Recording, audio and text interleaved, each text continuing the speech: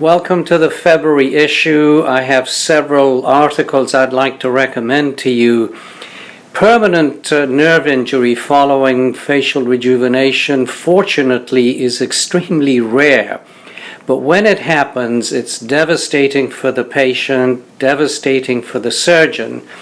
So in the facial section, I recommend the paper by Dr. Hochner and her co-workers looking at the relationship of the marginal mandibular branch of the facial nerve with the mandibular ligaments and other ligaments in that area. I think knowing the intricate anatomy will keep us from that very, very rare patient where the nerve may be at risk. In the body contouring section, I have picked an international contribution, a CME article from Colombia by Dr. Lina Triana and Dr. Maria Robledo. It's an overview of genital rejuvenation in the female.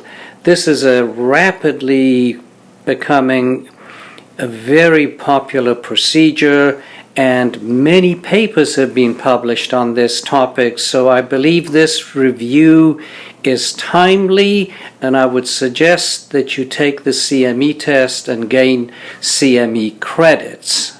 From our research section, I have picked two papers, one from Minneapolis by Dr. Suzinski and his co-authors, discussing the characterization of adipose tissue for autologous fat grafting.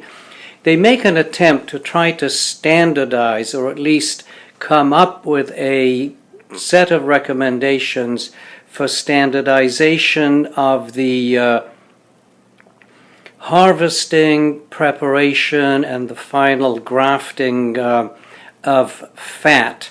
I think this is a much needed standardization, and I recommend that paper to you very strongly. The other paper has to do with the recurring problem of venous thromboembolism in the plastic surgery patient.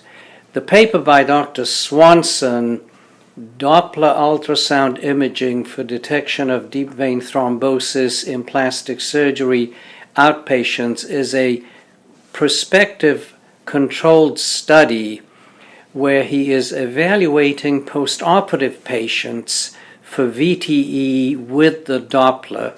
His conclusions are very interesting, and the excellent discussion by Drs. Ed Wilkins and Chris Panucci puts the whole thing into perspective and adds a little more to our knowledge of VTE in the aesthetic surgery patient, especially in the outpatient setting.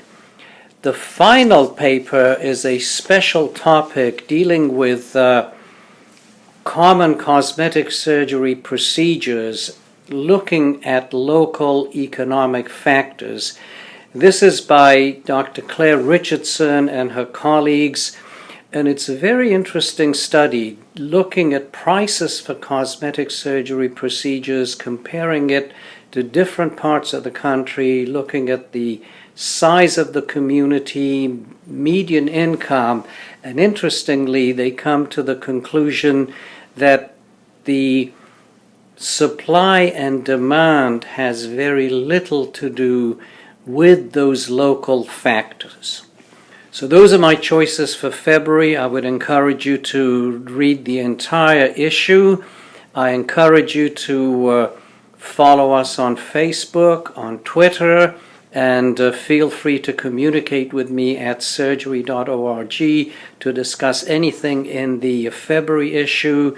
Your suggestions as to how we can improve ASJ and better meet your educational needs is always welcome.